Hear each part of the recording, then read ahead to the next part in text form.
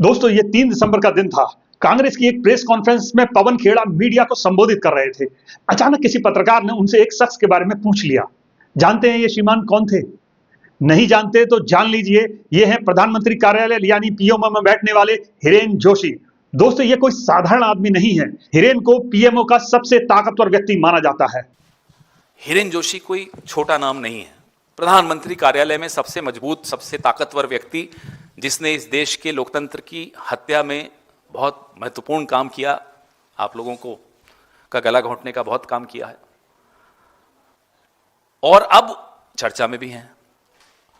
उनके साथी एक हैं जो लॉ कमीशन में अभी 7 महीने पहले ही आए थे, उनको आनंद फानन में बाहर कर दिया लॉ कमीशन से। सुना सरकारी घर भी खाली करा दिए। क्या हो रहा है?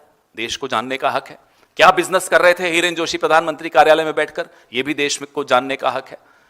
कौन सी बेटिंग ऐप थी, क्या था, किसमें वो हिस्सेदारी है उनकी, चर्चाएं चल रही हैं सोशल मीडिया पर।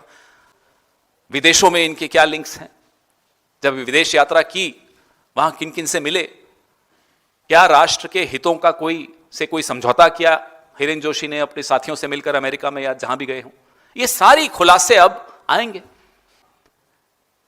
प्रधानमंत्री के कार्यालय पे बहुत बड़ा सवालिया निशान खड़ा हो गया। एक महत्वपूर्ण व्यक्ति, उसके रिश्ते, व्यावसायिक रिश्ते, उसके निजी रिश्ते, क्योंकि निजी कुछ नहीं होता प्रधानमंत्री के कार्यालय में। क्या निजी है? सार्वजनिक ऑफिस है वो। क्या संबंध किससे हैं, उन संबंधों का क्या नुकसान इस देश को हुआ, ये पारदर्शिता से देश को जानने का हक है। और अभी ये क्यों चर्चा में है, इससे पहले हम ये जान लेते हैं कि आखिर ये हैं कौन। हिरेन जोशी दरअसल राजस्थान के रहने वाले हैं। पहले वो इंजीनियरिंग प्रोफेसर थे। 2008 में वो मोदी से जुड़े, तब मोदी गुजरात के मुख्यमंत्री थे। मोदी से जुड़ने का वाकया भी बड़ा रोचक है। मोदी के एक टेक्निकल सेटअप में कुछ गड़बड़ी आई और यकायक उन्हें बुलाया गया और उन्होंने उस गड़बड़ी को तुरंत ठीक कर दिया। तब से वो लोगों की नजरों में चढ़ गए, खासतौर से मोदी को वो बहुत पसंद आए। हिरेन ने फिर कुछ ऐसा किया जो उस दौर में सबसे ज्यादा आधुनिक माना जाता है। उन्होंने ही नमो ऑनलाइन का कॉन्सेप्ट दिया। उन्होंने मोदी की इमेज चमकाने के लिए वेबसाइट, सोशल मीडिया और डिजिटल प्रचार की शुरुआत की थी। मोदी की छवि सोशल मीडिया पर गढ़ने में उनका बहुत बड़ा योगदान रहा है। हिरेन की एक और खास कला रही है मीडिया प्रबंधन की। इन पर शुरुआत से ही मोदी के लिए खबरों के नैरेटिव सेट करने के गंभीर आरोप लगते रहे हैं। सरल भाषा में कहें तो ये केन प्रकारेण मोदी के लिए हर छोटे बड़े मीडिया को नतमस्तक करने में उनकी बहुत बड़ी भूमिका रही है। उनकी ताकत का अंदाजा आप इसी बात से लगा सकते हैं कि नोएडा फिल्म सिटी और उसके आसपास चलने वाले अधिकतर न्यूज चैनल उनके इशारे के मोहताज रहते हैं। ऐसा उन्होंने कैसे किया, ये एक लंबी चर्चा का विषय है। लेकिन फिलहाल आप लोगों के लिए यह जानना जरूरी है कि हर दिन हिरेन जोशी ही तय करते हैं कि इस नेशनल मीडिया का दिन का एजेंडा क्या होगा। फिर चाहे वो प्रिंट के बड़े अखबार हों, चाहे फिर वो टीवी के बड़े चैनल हों, और चाहे वो डिजिटल के बड़े बड़े संस्थान हों, नाम लेना आप समझ लीजिए क्या होगा। दोस्तों मेरी बात को अजीब तरह से मत लीजिएगा, क्योंकि खुद भी मैं इस इकोसिस्टम को 2014 से 2024 तक बहुत करीब से देखता रहा हूं और मीडिया का हिस्सा रहा हूं। इस चेन ऑफ इंस्ट्रक्शन की काफी कुछ जानकारी मुझे भी है। समझिए ये कैसे होता है, जान लीजिए।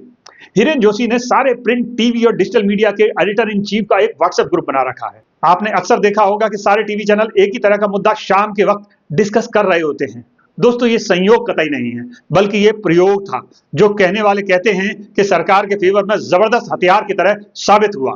हिरेन जोशी का दखल यहीं तक नहीं रुकता, बल्कि मीडिया में दिन भर में बीजेपी और पीएम को लेकर जो भी कवरेज होती है उसकी पूरी जानकारी सरकार में बैठे लोगों को भेजी जाती है। अब कोई मुझसे ये कहे कि ऐसा नहीं होता है, मैं फिर दोहरा दूं कि मैं इस चेन ऑफ कमांड से वाकिफ हूं और इसी मीडिया का हिस्सा रहा हूं। हो सकता है कि हिरेन जोशी सीधे हर जानकारी ना लेते हों, लेकिन उनका अमला जरूर ये सब कुछ हैंडल करता है, ये तय है। दोस्तों यही सच है, आपको बुरा लगे या भला, लेकिन ये सच बदलने वाला नहीं है।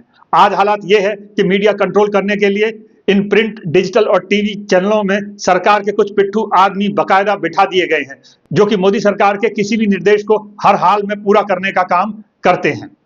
दरअसल चर्चा तब गर्म हुई जब बीते 48 घंटों के अंदर मीडिया में 3 नाम ट्रेंड करने लगे: हिरेन जोशी, हितेश जैन, नवनीत सहगल। सोचिए क्यों? दरअसल 2 दिसंबर को ही प्रसार भारती के चेयरमैन नवनीत सहगल ने इस्तीफा दे दिया।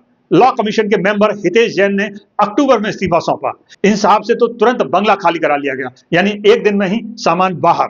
सवाल उठता है, एकाएक ये इस्तीफे क्यों होने लगे? और इसका हिरेन जोशी से क्या कनेक्शन है। इस पूरे मामले में महादेव बैटिंग ऐप के मुखिया से करोड़ों वसूलने के आरोप मीडिया में तैर रहे हैं। जाने माने वरिष्ठ पत्रकार शीतल पी सिंह ने अपनी फेसबुक वॉल पर जो लिखा है उसके कुछ अंश मैं आपको साझा कर रहा हूं।